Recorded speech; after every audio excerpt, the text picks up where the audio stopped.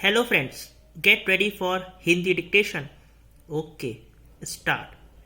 अपने दूसरे कार्यकाल का पहला वर्ष पूरा करने के बाद मोदी सरकार की पहली कैबिनेट बैठक में अर्थव्यवस्था को बल देने के लिए जो अनेक फैसले लिए गए, उनकी महत्ता इससे स्थापित होती है कि उनके बारे में जानकारी देने का काम 3 केंद्रीय मंत्रियों ने किया।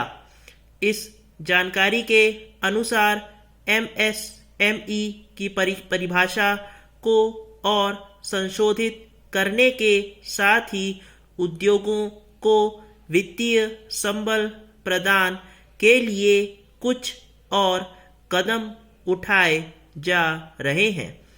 ऐसे फैसलों से उद्योग जगत के बीच आशा का संचार होना ही चाहिए, लेकिन आज की आवश्यकता यह है कि हालात वास्तव में बदलें और वह भी तेजी से।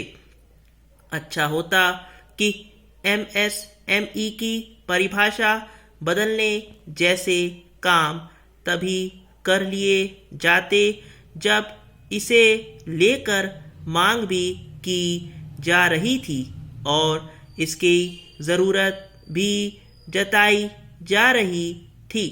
ज़रूरी नीतिगत फैसलों के लिए संकट की घड़ी का इंतज़ार करने का कोई मतलब नहीं। कोरोना संकट के बीच केंद्रीय सत्ता ने कई ऐसे फैसले लिए हैं जिनकी मांग एक अरसे से की जा रही थी। कम से कम अब तो यह सुनिश्चित किया जाना चाहिए कि फैसले वक्त की ज़रूरत के हिसाब से लिए जाएं और उन्हें बेवजह टाला न जाए।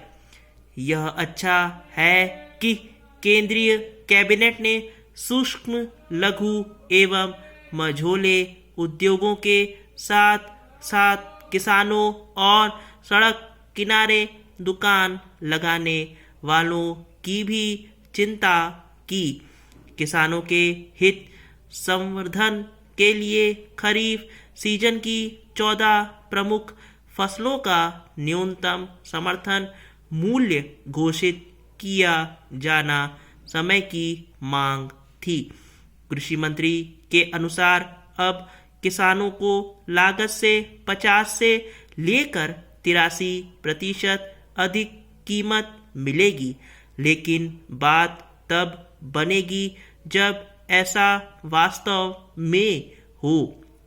बेहतर होगा कि केंद्र सरकार ऐसा कोई सक्षम तंत्र बनाए जिससे किसान को अपनी उपज बेचने के लिए किसी तरह की परेशानी का सामना न करना पड़े।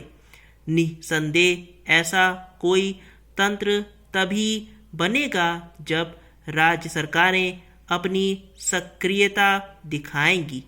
राज्य सरकारें किसान हित की चिंता में खूब दुबली होती दो दिखती हैं, लेकिन खेती किसानी के समक्ष कोई संकट आने पर वे ऐसा व्यवहार करती हैं जैसे सब कुछ करने की जिम्मेदारी केवल केंद्रीय सत्ता की है। यह रवैया ठीक नहीं। राज्यों को यह समझने की सख्त ज़रूरत है कि किसानों का भला तभी होगा जब वे अपने हिस्से की जिम्मेदारी का निर्वाह करेंगे। किसानों के साथ साथ रेहड़ी पटरी वालों के हितों की रक्षा भी तब होगी जब राज्य सरकारें उनके प्रति वैसे ही संवेदनशीलता का परिचय देंगी जैसी केंद्र सरकार ने दिखाई और उनके लिए आत्मनिर्भर निधि का गठन किया। राज्य सरकारों को यह देखना ही चाहिए कि फुटपाथ दुकानदार इस निधि का लाभ उठाने में सफल रहें। स्टॉप। अगर आपको डिक्टेशन अच्छा लगा हो चैनल को ज़रूर सब्सक्राइब करें। Thank you.